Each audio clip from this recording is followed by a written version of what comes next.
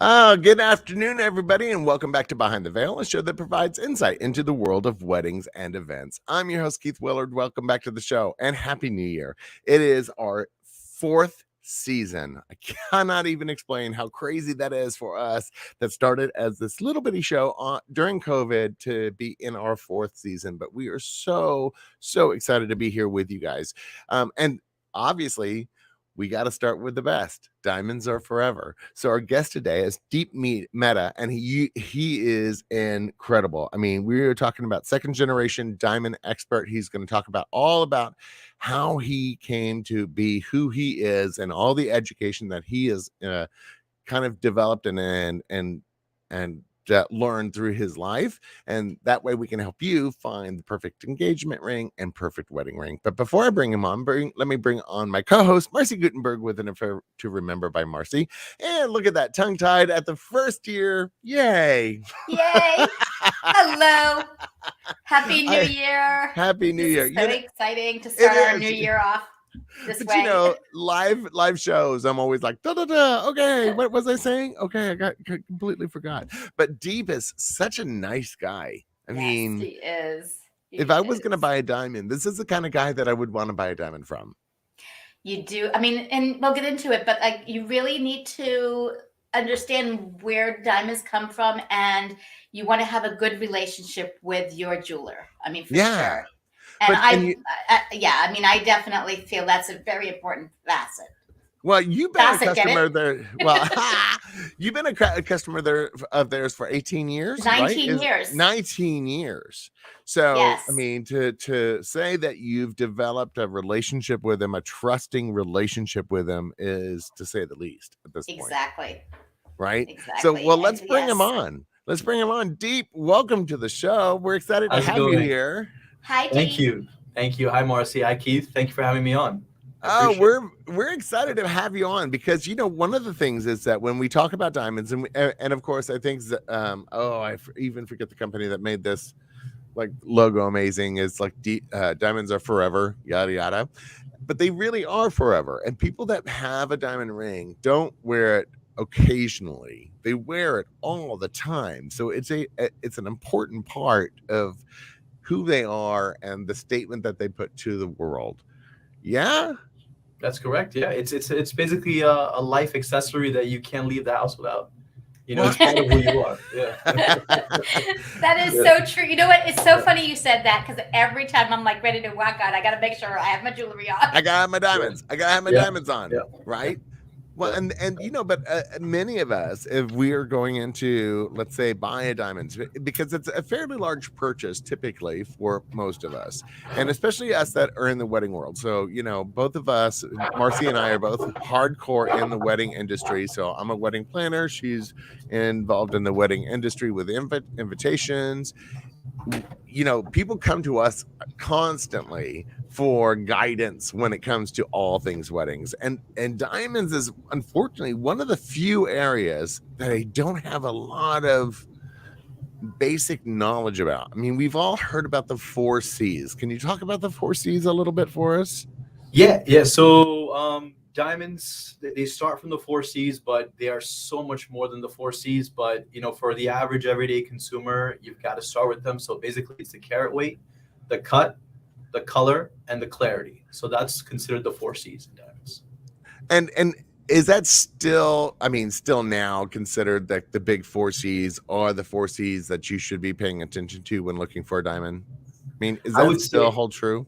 Yeah. Initially, it's definitely the first indicator you want to go to.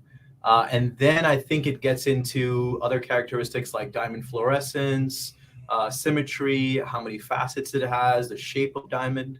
Those come into play as well after that.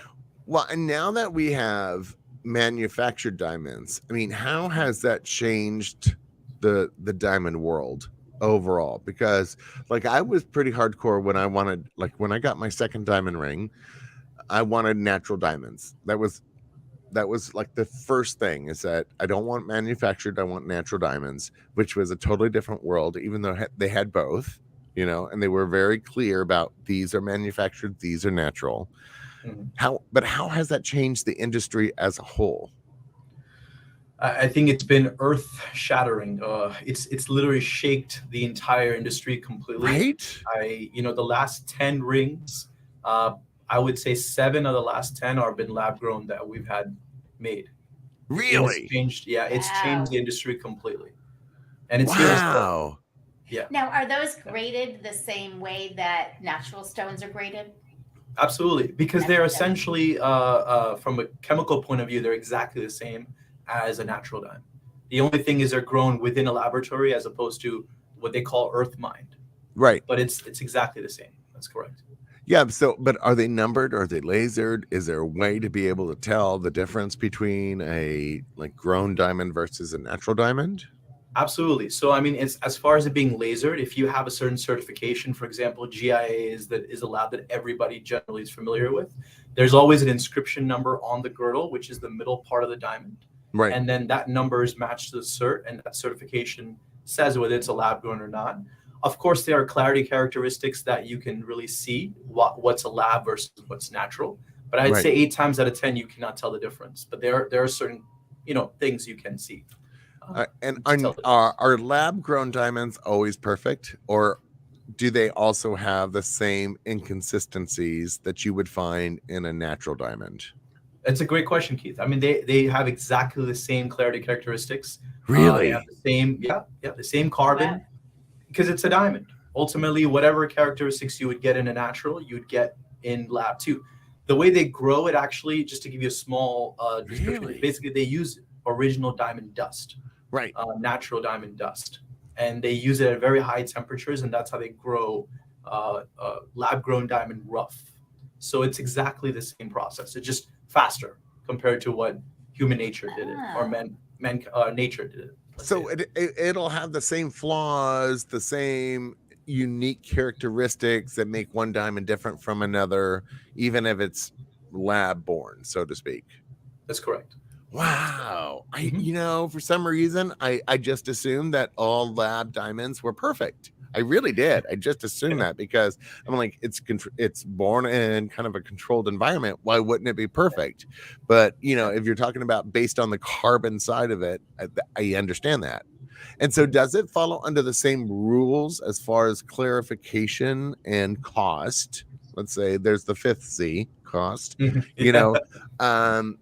Is it under the same rules that you would find for, natural versus lab grown? What are the differences? Yeah, so it's exactly the same. In terms of the cost, obviously it's a fraction of the price, but there is a wholesale diamond wrap sheet which tells you the price per carat, generally speaking, what's out there in the market. And usually the lab grown diamonds kind of are exactly on the same line. They index that same price, and Really? you just get a larger discount on the actual per carat price of a lab grown. But otherwise, it's Really? exactly the same. Yeah. There's Wow. no difference. Really? Yeah. So really, so if somebody says I want a lab grown versus natural, is going to be like a personal choice, not because of a quality choice. Yeah? Correct. And are you seeing Wow. a certain demographics that are gravitating more towards one over another? Yeah. Absolutely. Yeah, for sure. I mean, the younger generation, I would say, obviously anywhere between the age of 20 to 35. But this Christmas, I even saw, there was a couple that came in, they were in their 70s. And she told me she had never got an engagement ring her entire life. And her husband just wanted to buy her one this Christmas just to fulfill that wish. Yeah. And it was a That's 3 sweet. carat lab grown diamond. So it's even with the other generation, it's just as big. It's getting there. And what were and cost wise, what are we talking about? The difference between lab versus natural? I mean, on Sure. average, what would be a cost difference would be? Okay, so just to give an example, like a 1 carat, let's take an F color stone VS1 grade diamond. A natural would cost you somewhere in the neighborhood of $7,000. Right. The same thing in the lab, you're looking at about $1,200 to $1,500, depending on where you go. Whoa. Yeah. Whoa. Yeah. It's a pretty big difference. Wow. Yeah, I mean, that is a big difference. Okay. So you just brought up a couple things that I think that are important to talk about. So you just talked about VS1. So let's talk about that. What does that mean when you say VS1? So VS1 is a clarity grade. Okay. amongst all the clarity grades and among the 4Cs being clarity. So Right. it's the range starts from flawless, then it goes internally flawless, then it goes VVS1, VVS2, VS1, VS2, then it's SI1, SI2, SI3. Some people have a scale, Right. and I1 and I2. So what basically, do those mean though? But what is like what did you say, VS1? yeah. So SV1. VS1 means very slightly included. That's Okay. what VS1 means. Yeah. So if I'm looking at a diamond, which I am right now, so looking at a diamond. So if I'm looking at a diamond and you said VS1, what would I look for? Well, you wouldn't be able to see anything with your naked eye. That's for Okay. one. Got it. You'd have to grab a 10x magnifying loupe and you'd be able to see it that way. But even then with that, you probably wouldn't see anything because a VS1 is a very, very good clarity. Okay, Very so clean. it's clean. All right. And Yep. so when do you actually get to see it with a naked eye? When does it, like that, the quality mean that if you saw it with a naked eye, you would actually see some type of inclusion or some marks? Okay. Well, that would be when you have an I1 stone. When you have an I1 stone, you can really very clearly see a little bit of black little dots in there. Black. Okay, So got it. that would be the clarity. You'd see So that. you actually see black spots? Yes, little black dots, which would look like markers, like black marker dots. That would be considered a black carbon inclusion. And then and just because I'm a cheapo, how close do you have to look at that diamond to be able to see those black marks? I mean, you can't see it from like 10 feet away, right? You'd have to bring it right up to your eye and be like, okay. Yeah. Probably about I would say a few inches away, maybe a little bit more. Yeah. Well, I'm just trying to figure out, because a diamond is a diamond. That's, that it always kills me because my husband actually had a family diamond that was passed down for generation. And then one day it dropped it and it hit the floor perfectly and broke the diamond in half. Oh and my he had a heart attack. You just saw his whole face sink, his whole body. You just could see it. And so they said there just happened to be a random flaw that at that angle, at that speed, Wow. broke it. And What are the they're like, chances? yeah, they said it's like a 1 in a million chance that kind of thing would happen. And I was like, what? I didn't even know a diamond could break.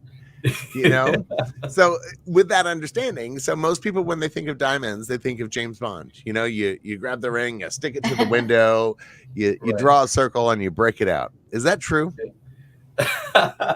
Probably not as literally, but it is the hardest. It is the hardest mineral.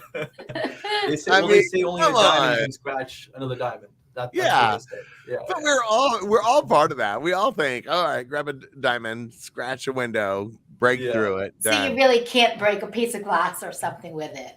No, I don't think so. See, you heard it here, right? You heard it here on Behind the Veil. You can't break a window with a diamond ring. Hello. No. Yeah. Oh God, that's so crazy.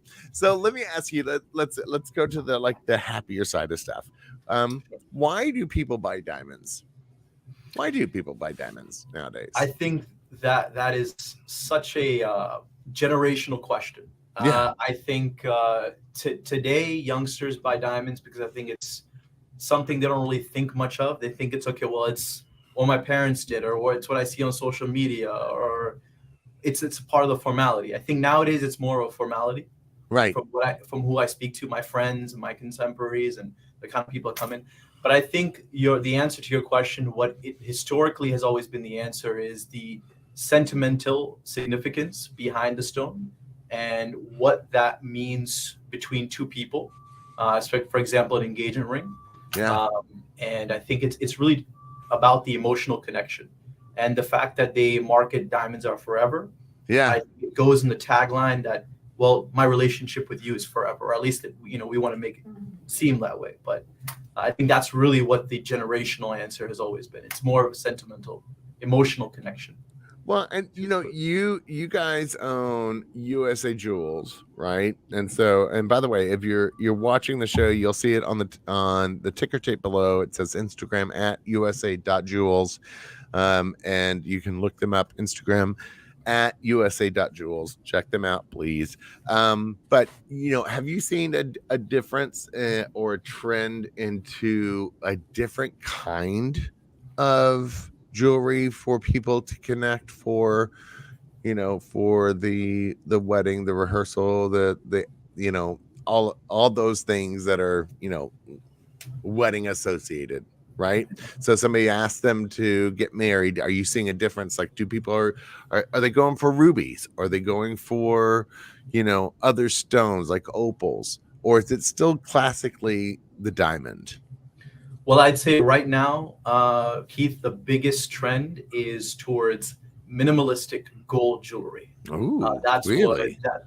that's what all the young crowd is coming in looking to buy.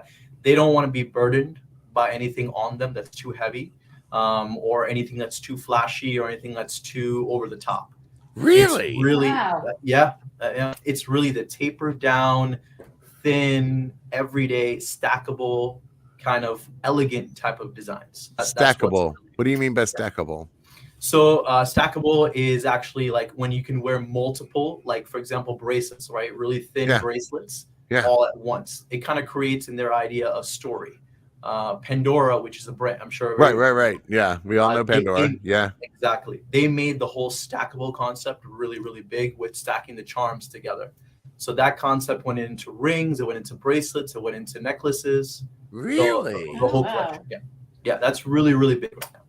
So because, and Marcy, you might agree with me. I mean, in the past, when somebody would get engaged, the first thing they would do is flash the ring. Oh, here we go. Flash the ring, right? They're like, oh my God, what a beautiful what a beautiful diamond, right? And so the bigger the diamond, the flashier, let's say the flashier the diamond, it didn't even have to be big. It just had to be, cut in a way that it had a lot of reflective qualities. Yeah. Right. To it. People would be like, oh my God, he really loves you because look at that big old diamond, because things have changed. Yeah. And what about like yellow diamonds? Like I have always, ever since I watched the movie How to Lose a Guy in 10 Days. How to Lose a Guy in 10 Days and the big yellow diamond. I've been like fascinated with yellow diamonds. So can you talk to us a little bit about those? Like, obviously everybody thinks diamonds as clear, but like my brother-in-law, he gave his now divorced wife a black diamond, like a 3-carat black diamond. And I thought, really? Black diamond? Ooh, that sounds bad. But I mean, because it was new to me. I didn't even know there was such thing as a black diamond. I had no idea that thing existed. So can you tell us a little bit about the colors and the options that are out there for that? Absolutely. So colored diamonds, depending on what color it is, are actually much more rare than white diamonds. Really? Because yes, the frequency of mining. So let's take, for example, the yellow diamond. They say the equivalency for mining one yellow diamond, it's equivalent to mining 10,000 carats of white diamonds. That's the equivalency. Yeah, in terms of the rough, the actual diamond rough. It's far more rare than a white diamond. Now, what makes a yellow diamond yellow is the natural trace element nitrogen. Nitrogen creates the yellow component within the diamond. Right. That either if you do it lab grown or whether you do it earth mined, it needs to be at a certain temperature and it gives it its color. The quality factor with yellow diamonds, though, for example, or any color diamond, is how deep the color is. Right. Not the clarity, not anything else, but the depth of color. Wow. So is there such thing as a blue diamond? Absolutely. Yeah. Purple diamond? Purple diamonds, pink diamonds, black diamonds. So black diamonds, going back to what you had said, the reason you probably not heard of it, because black diamonds was primarily used for industrial purposes. Right. Black. It was never something in retail. There's a designer called Levion. I'm sure many people are familiar with that. Yep. For the chocolate diamonds, the brown diamonds. Oh yeah, that's a big marketing campaign right now. It's those chocolate diamonds. Yeah. Welcome to the cruise ships. I'm just saying. Yeah, there you go. and you hit the M word right away. The marketing is what dictates color diamonds more than anything else. That's really what changes the perspective. Wow. What would you say is the rarest color at this point? Oh, good question. Good question. Oh, that's great. It's the shirt that Keith is wearing, red. I think it's red, right? A red diamond. There's such Yeah, thing red as a diamond. red Wow. diamond. Yeah, that's right. That's right. They're from Australia. Mostly all the colored diamonds are from Australia. Really? I'm looking that up. Yeah.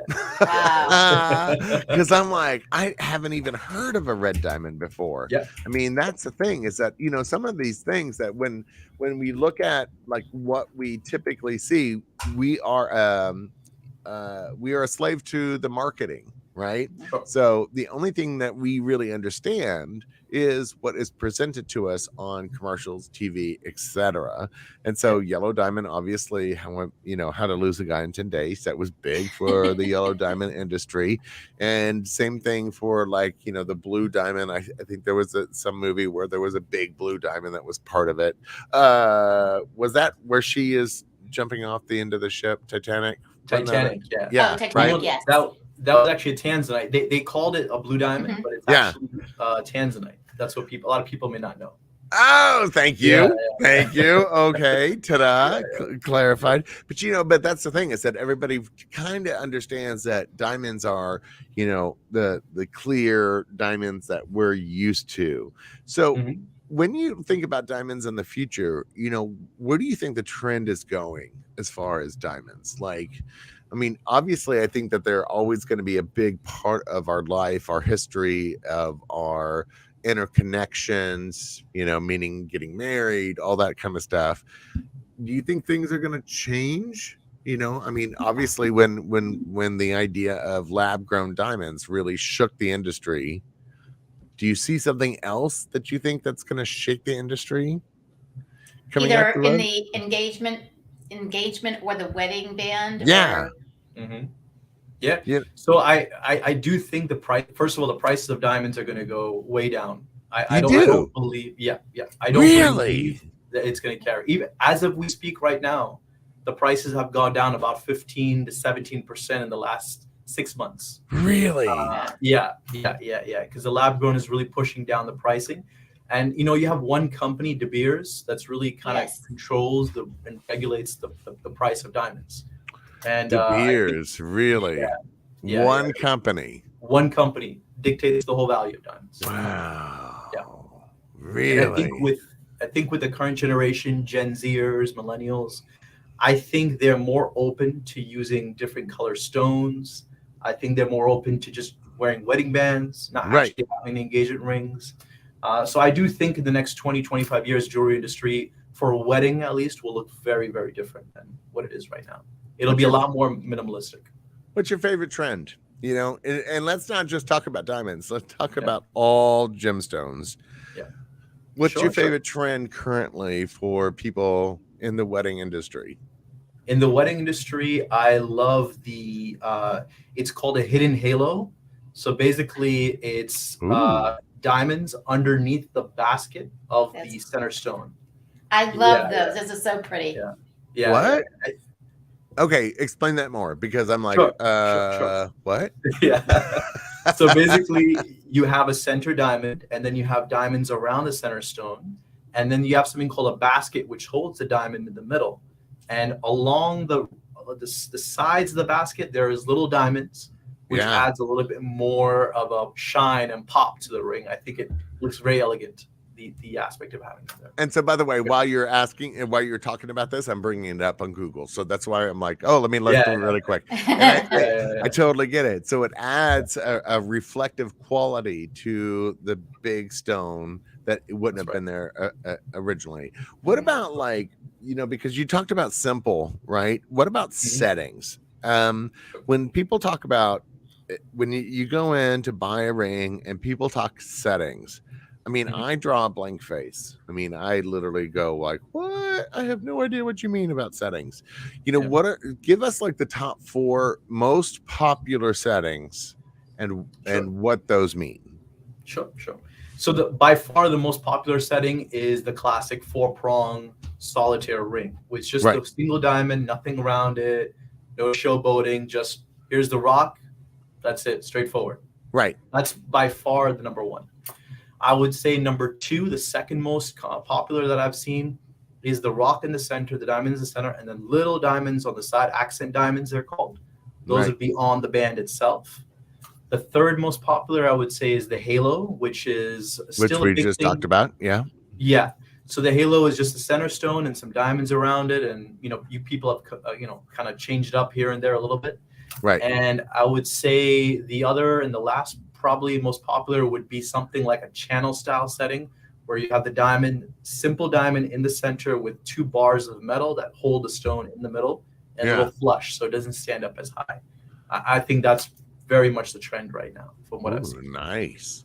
What are the biggest mistakes that people make when buying diamonds? And Online. I am totally putting you on. Thank you. Online. No, don't do it online. But I'm totally putting you on the spot here. So let's say I'm on a cruise ship. I am in Ketchikan, which you have a store now in Ketchikan, right? Am I right there? That's correct. That's correct. 2 stores. What's the name of the stores? Same name, USA Jewels. One USA is Jewels? One is owned by Birth 1 in Ketchikan, and the other store is by Birth 3. So we have 2 sides of the entire port taken care of, essentially. So just FYI, if you're on a cruise going to Ketchikan, check out USA Jewelers. Trust these guys. Obviously, he's being very honest with us. So what are the big mistakes that people make when going to buy a diamond? I'm assuming first is alcohol, right? Like the first mistake is being drunk when going to buy a diamond, I'm assuming. Yeah, and I think that's probably the very first question you get asked when people walk in. Would you like a drink? Would you like wine? It is so true. Oh my God. Yeah, every time we go to the Caribbean, they're like, oh, do you want something to drink? We're like, no, we're here to buy something expensive. Thank you very much. Absolutely. But so, first, do not drink when you're going to buy a drink. That's correct. Diamond. That's So, correct. but what are some of the basic mistakes you think that people make? I think people make initial mistakes of just looking for the, of course, a generational aspect, but I'll just take the common consumer. They look for the biggest, best deal there is in the store. And if it's a big diamond, the price is exactly what they're looking for. And if it's just too good to be true, they still believe it's true. And that's the unfortunate thing. Yeah, that's what we've noticed the most. That people kind of fall into that trap of a great deal. Interesting. I find that surprising, considering that if of us are have been watching TV shows, reality shows of some sort where they got the getcha thing going on, and if I see a really great deal, I always question it. I'm always like, why is that like 80% off when everything else seems to be? All right, I got you. All right, so and then next. So it's that, and also they make a mistake with going to the stores that are pushed by big advertising companies, whether it be on the ship. Okay, you have to go to Diamond International, for example, because they throw the most amount of money. On the ships. Drives me crazy. Yeah. And this is not to knock any of the companies. I think they're all. Oh, I'll knock them. I will totally knock them for you. So do not. I am a hardcore Royal Caribbean cruiser, and I'm going to tell you, don't listen to that BS because we've done it. Absolutely. He's not saying it. Jeep's not saying it. I'm saying it as somebody that's been on these ships. Okay. Go ahead, Jeep. Sorry. So all of those. All of those companies, and then they're the shopping guides who actually run the ships. They all making a certain commission in between. Do they really? So if you basically get a referral from somebody on the ship, and you go to Diamonds Forever, and they say, "Oh, Charles on the Royal Caribbean Odyssey sent us over," bing, percentage. Yeah, and it's substantial. It's quite substantial. Really? And that's if they walk in with one of those. I know that they used to do like these booklets or coupons or something, and you hand it to them. It's all coded, correct? Absolutely. Every one of them is coded. They have an initial in there. Sometimes they sign it like the old school way, or they have a way of scanning it. I mean, they have a lot of new ways of doing it nowadays. But it can be very substantial, up from 7 to even 15%. And that adds a tremendous markup into your price. That's a lot of money. I mean, that's a lot of money. We're not talking about $7. We're talking $700 sometimes on some of these rings. So, you were talking earlier, and I just want to ask. You were talking earlier about the the settings, and one of the settings you were talking about was more of a flush tone. For somebody who's like in healthcare, that's probably a great idea, because I remember many years ago I had a friend that was, she was a nurse working in the hospitals, and she used to tell me all the time how she'd have to, take her ring off because it was so protruding, and they didn't really. I didn't see many of the flush. Is that something that's a very big factor for people that you find? Yeah, absolutely. And that's what so one of the first questions I ask to my friends or whoever wants to come in and buy an engagement ring: what is your lifestyle like? Talk to me about your life. Are you in the medical field? Are you in engineering? Do you use your hands a lot? And I kind of push them in those directions. Okay, I think you should go something a little bit lower. Let's protect the stone. So I'm an Indian American, and most of my friends are all doctors. So whoever, all of them who have come to me for rings, I tell them the same thing. I think you need something flush. Sit it low, and you're good to go, because they have gloves on. They're using their hands. It's more troublesome for them. Well, if they have something sticking up high. So right. Yeah. Well, and of course, I just Googled that, and it was like, there's some beautiful stuff out there. I mean, it was like, oh, wow, that's beautiful. And so I'm going to go back to the mistake. So you're walking in, you think, see the 4 C's, right? How do you know somebody's actually telling you the right characteristics for the diamond that you're looking at? When somebody says, oh, it's got because I have no idea what I'm talking about. Let's say clarity A, VA, whatever. I don't know. Give me a semi-perfect diamond rating. How do I know what I'm looking at is a semi-perfect diamond? Well, you should always, number one, ask for a certification, a third-party certification. And it should always be a GIA. If there's any other certification outside of GIA, it doesn't even come close to how valid and how truthful the lab is. Okay. In terms of what the diamond is. So if it's a stone that's not certified, I'd stay away from it, no matter what the salesperson said, unless of course you have a relationship.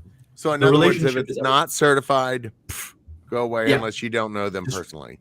Yeah, run far. You don't want to touch an uncertified stone, because especially when you go to the cruise ship destinations, because many of them will like to mix lab grown with natural, and they're just salespeople. They're not going to know who you're going to tell the truth or not. So, you want to make sure you get a GIA certified. So that's for sure. Amazing. Okay, so I'm going to bring up a kind of a touchy subject, because, and this has been in the news a lot, is blood diamonds. And so when I hear the term blood diamonds, I don't really understand it, to be honest. I'm going to put it out there. I'm an idiot as a human being, and when it comes to mankind overall. And so I know that I'm not supposed to buy blood diamonds. It's obvious out there. Can you explain to everybody what blood diamonds are and why this is a bad thing for the industry at large? Absolutely. So blood diamonds are diamonds that have been mined or harvested or cultivated with use of labor, child labor, and in violent or really, really bad conditions that they have basically not been. First of all, they don't get paid appropriately. Right. And many of them have been trained as soldiers, as kids. And it's not so far off from the film, if you've ever seen the Blood Diamond film with Leonardo DiCaprio. Yes. And it's very similar to that. So essentially, it's those people, those kids who have been trained to fight, to be soldiers in terms of violence, and that also have been given really, really poor conditions when it comes to mining and harvesting the diamonds. Those it's just abhorrent conditions that nobody should ever be subjected to. Exactly. Yeah. How do you know? But how do you know? I mean, if I'm going to, let's say, Diamonds Forever, and we're not saying Diamonds Forever does blood diamonds, guys out there, please do not. I'm just asking as a random question. How do we know what we're buying? Whereas, how do we know where it comes from? Let me ask that question. How do we know where the diamond is coming from? It's a really good question, Keith. And honestly, that's where your relationship with the person you're working with comes in really, really big. Yeah. If I say something is conflict free, that means the vendor whom I'm buying the diamonds from Yeah. I know are conflict free because I have that relationship with that person too. So it's so hard because there's a lot of blurry lines there, but So you've it's got to have a good trust. relationship. Yeah, it's trust. It's really all about trust. Wow. I mean, I have to say that, the fact that, there's a lot of trust involved in the jewelry world kind of says a lot about the industry at large. I mean, because outside of making sure that they're certified by a separate company, everything else seems to be based on your relationship with your jeweler.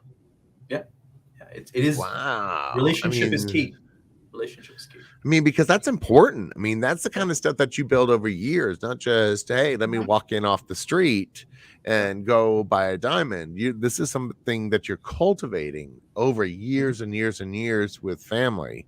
So how important is your reputation as a family in the diamond industry?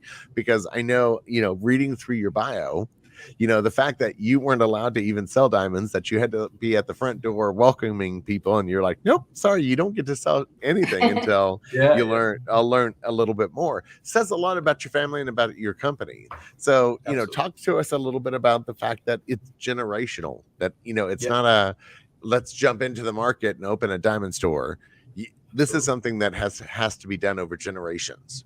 Absolutely. And my dad started when he was 17 years old, and he's still learning to this day, everything it is about the trade. And for me personally, I think my parents wanted to make sure I never was given a silver spoon in my mouth. Or a diamond spoon. A diamond spoon, yeah. In this case, a diamond spoon.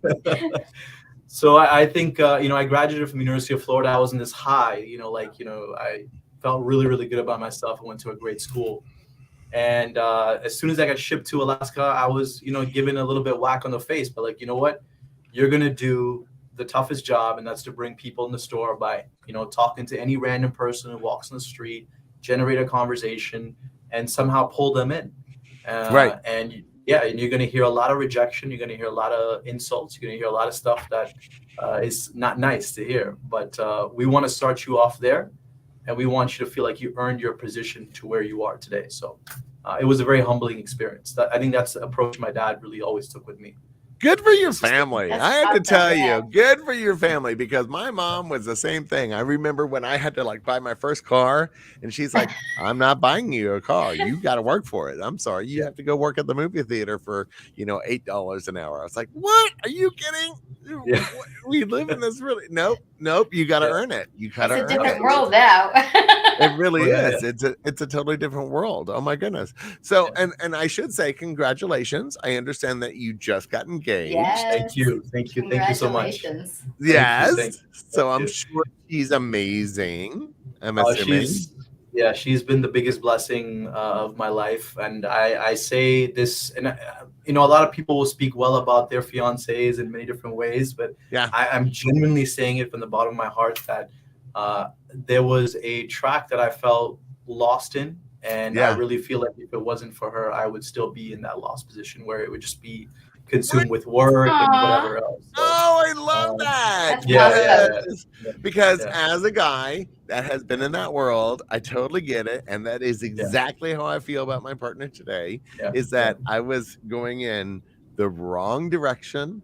And if it hadn't been for him and the fact that I had now needed to think about more than just myself, I wouldn't have been here as I am today. Right? Absolutely. Yeah, definitely. And it's Swati. Is that her name? Her name is Swati. We actually met on this app called Dil Mill, which is an Indian dating app. No. It's the way everyone meets nowadays. Yeah.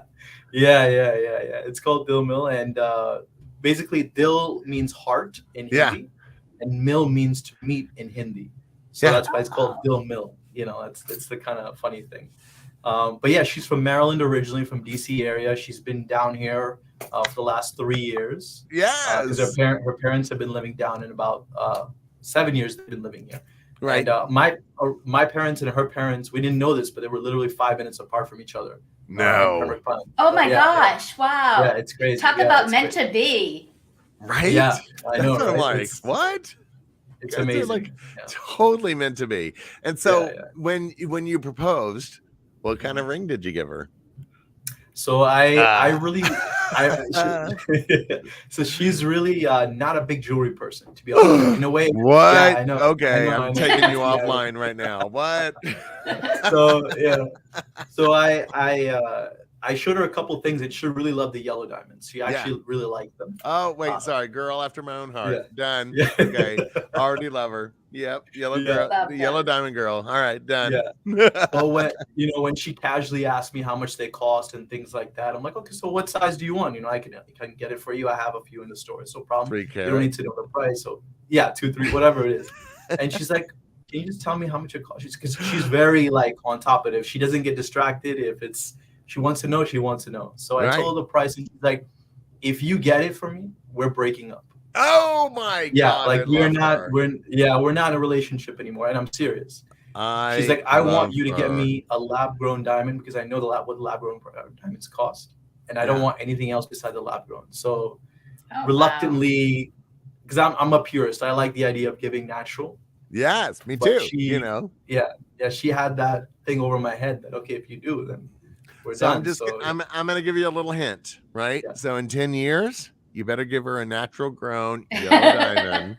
In 10 years, give her a natural grown yellow diamond. Don't listen to her, but in 10 years, do that. Don't do it now because you got to follow what she says. But I'm saying in 10 years, do it because she will be beside herself. But congratulations, amazing.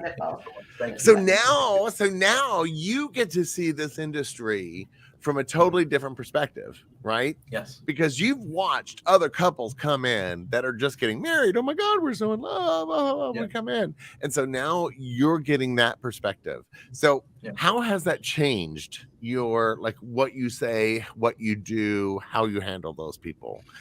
Do you feel like you do it differently now? Yeah, I mean, way differently. I feel like now being on the other side, I never experienced that. So like now I kind of feel a little bit more empathetic towards the entire process that's involved, especially from someone who doesn't know anything about diamonds. But even if they do know, like still everything else they have to think about, you realize, you know what, you're just one little bullet point that I have to cross off among all the things that I'm dealing with the wedding. Right. So I'm a lot more patient now than I was before when it comes to the process. It is amazing. I mean, I have to say that once I got actually married, I've been doing weddings for 30 years. And I've been married now 20 years, 19 years. I'm sure I'm going to get my ass kicked for not remembering that. But now that I've actually been married, I mean, it really did change everything. I mean, how I thought about everything. I mean, the pressure that comes with being on that side of it versus this side of it is totally different.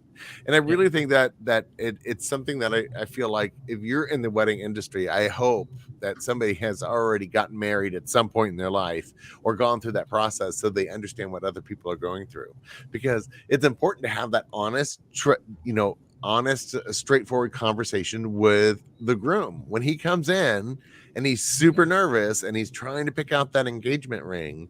Knowing what he's going through is a big deal. Yes, for sure. And that's what I always do. Whenever someone comes in, I'm like, you know what, just have a seat. I don't want to sell you a single thing. First, I want to educate you. First, I want you to ask me as many questions as you like. It is literally the thing I say every time I talk to a bride. First thing I want to do is educate you. Right? I don't want to sell you. I want to educate you. You want to buy from me? Great. But later, I want you to have some information first. Yeah, exactly. See, that's not the priority to me is not that point, because I'm sure that will happen. Yeah. But let's take care of, at least they know where $10,000 is going to. It's not a small purchase, it's a big purchase. It's not a small purchase.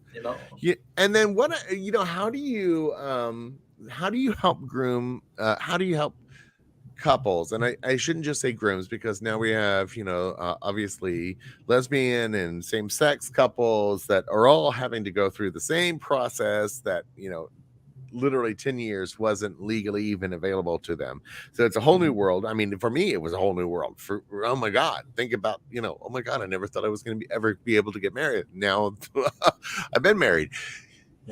Same thing is, it's like, how do we figure out what their taste level is. So when you have somebody come in and they say, I want to get engaged, I want to ask the person that I'd love to marry me, how do you help them figure out the style of the ring that they're supposed to be getting? Because everybody has a very different style. I mean, some people like old jewelry, some people like it's simple jewelry. You know, you just talked about the Gen Zers being like stackable stuff, but others like super flashy. How do you help that person figure out this third person's taste? Well, many of the times they make it very easy for me, and they tell me that they have gotten pictures from her friends of what she Yeah, likes. smart. Yeah. Or they go to the store and they have like this is a really quick story. I had a friend who had a random blind date, and he thought as a joke it would be really funny just to take her to the jewelry store and start ring shopping as their first date. Which is amazing. Oh, I great. love And he's it. like, I love it. Yeah. I told him it takes guts for him to do that. And, Oh, yeah. and yeah, Or a little it's amazing. A little And 2 crazy. years later, they're married and they're about to have a child. So Oh my it's God. incredible. But he remembers the design that she liked from back then. Really? So, yeah. So it's more or less that way. And then if they have no idea, I'm like, okay, so give me some pictures of what she wears. What are the kind of outfits she wears? What kind of vibe does she have? Is she more minimalistic? Is she extravagant? Is she like to boho be a little chic? gaudy? Yeah. Exactly. Whatever particular type of vibe she carries, and then I give suggestions. From there. Anybody ever strike out 100% that you like said, this is the ring, and they came in like 2 months later and said, hey, look, we got to exchange this. She hates her ring. Anybody get it completely wrong? Fortunately, I have not experienced that. Good for you. If they have, they wouldn't have come back to me probably. But, yeah. I mean, that's kind of incredible. I mean, because that's pretty hardcore, trying to figure out what a third person is going to like, enjoy, and wear on their hand every single day. That's hardcore, man. Yeah. Wow. Yeah, and every day. Yeah. Deep, you've been. Oh, sorry, Marcy, you first. I My God. Yeah, I actually have some questions. We talked about the 4 C's. We talked about the clarity. We talked about the setting. Tell me a little bit about the cut, because is there any kind of a trend that's going on right now? Yeah. Smart. So the cut is probably the most important factor when it comes to the diamond grading, believe it or not, because a great cut diamond can make a really poor clarity and poor color look amazing. So the shape of the diamond, right down, the number one selling shape is round. It's always been round. It'll continue to be round. Yeah. Round is number one by far. That's what round. Why round though? I don't feel like that it would have a lot of reflective qualities. I mean, when you say round, what do you mean round? So the round means that the general traditional cut of diamond, which is got 57 facets. Now, a facet is a cut on the diamond. Yeah. So those are all round diamonds, which you've got there. These are round. Exactly. Okay. Yeah. That makes sense. Exactly. Okay. Got it. Yeah. But with round diamonds, what they're doing now, they have extra faceted diamonds. So like some diamond cuts have 99 facets, which have a lot more fire in the stone. And most of the time they can only do that with round diamonds. But the way the round diamond sets, the way the amount of light hits the stone, it's got the most amount of fire. So by far, the round cut is the most popular. Wow. Okay. Well, so my husband just we just bought him a new ring, and it has very 1920s kind of vibe to it. It's got the I don't even know what it has a very vintage cut to the diamonds, and he gets a lot of like people like, oh, let me see that, because it's such an unusual cut for the diamond that sometimes the round works against you because everybody sees it all the time. Yeah. So when they see something new, they're like, oh wait, what's that? That's true.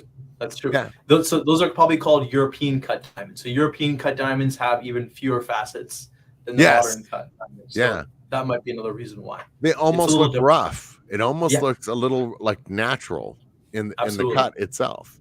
It's incredible. Yeah. That's what other shapes are you seeing? There's been a surgence of oval. Oval has been really big right now. Yeah. oval and marquise. So marquise and oval are more or less the same. The biggest difference is the corners are sharper compared to the rounded corners. That's like a tapered points at the ends. Correct. Yeah. Exactly. And then what about the and I know I'm jumping on the question here, Marcy, is, you know, what kind of like jewel, like gold versus sterling silver versus silver, like what do you think is kind of the best material to go with a diamond to really enhance its reflective qualities? So it's a very wide open question based on the lifestyle one uses. Right. But I personally always tell my clients to go platinum. Really? Because yeah, by far. It's the most secure metal. It also is more, at this point, what we're talking right now, it's more inexpensive than gold. Really? Yeah, right now, because gold right now is almost $2,000 an ounce. It's insane. It's been skyrocketing, right? Oh, I'm selling my necklace. Wow. Yeah. That's what I got my husband. Like, oh my God, I'm selling my necklace. Yeah. But but oh my goodness, but platinum, really, and because of the reflective quality of platinum, it really enhances the visuals of the diamond. So believe it or not, actually, platinum doesn't really have a lot of shine. So if you're just looking straight up aesthetically, then gold is better. But if you want the white combination gold or yellow gold, white gold, like white gold. Yeah. You are catching me off guard with all these answers. Okay. Yeah. But if you want something that has a combination of everything, the look, the luster, the fact that it feels heavy, because platinum is more hefty than gold is. You feel it's heavier. If you want the whole combination, platinum is the way to go, for sure. Amazing. Yeah. Marcy, anything else from you? I think we covered it today. I mean, that was a fabulous education. I think a lot of people are going to be happy to, to have that insight before they're walking in the door. People just got engaged from the holidays, so this is a perfect time to, get that education now, and then find the right person in your area, or if you're in the area. That's a perfect opportunity to find that person that you can work with. Because honestly, I've been working with you guys, as I said, for 19 years. So obviously I go back because I've already built that relationship. Kim works with them, and I've been with her ever since. She's, ever since I started going there, she's been my go-to girl. I was about to say, find your jeweler before you find your person. Find the person that you're going to buy the diamond from before you find the person that you're going to give it to. Okay, exactly. Build that relationship now. That's the more important relationship. When you're on your second or third marriage, I guarantee you'll be very happy at the fact that you have a great relationship with your jeweler. Deep, well, congratulations again. Yes, congratulations Thank you so to much. you and Swati. I mean, incredible. I'm so excited for you. I'm so Swati, excited for your Swati. Yes. We know she is, because I see her little icon below. She is. But she's probably going to tell me that your grammar was off and the way you spoke. No, you were amazing. I have to tell you, we've been doing this for 4 years, and you were so honest and so forthcoming and so straightforward with your advice that it didn't feel like a snow job. It didn't feel like a sales job. You obviously are passionate about what you do and about making sure that people understand what they're about to go into and buy. So, that trust starts now.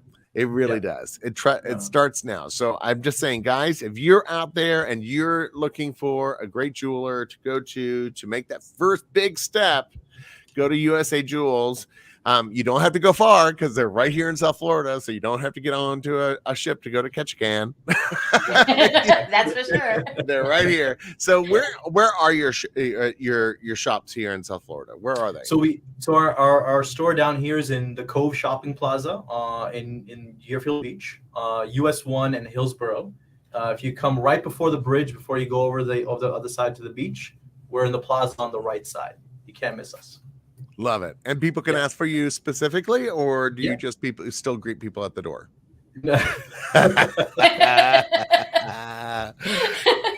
I would love to do that here too. I enjoyed it. I had to ask that. I had to ask that. No, but seriously, Deep, you've been a joy. You've been a pleasure. Thank you so much for the information. And I mean, I learned a ton from this, and I'm going to go back and replay it actually to like hear some more of the stuff, because I think I missed like half the information. But again, thank you so much. So again, guys, if you're out there, just look for Deep at USA Jewels. Check out their website, usa.jewels. It's on their Instagram. It's usa.jewels. I'm Keith Willard. I'm your host. We will see you next Tuesday at 2:00. But for now, I'm going to say goodbye along with my host, Marcy Gutenberg, with An Affair to Remember by Marcy, and Deep Mehta with USA Jewels. But for now, everybody say goodbye. See you. Bye, guys. Bye. Bye.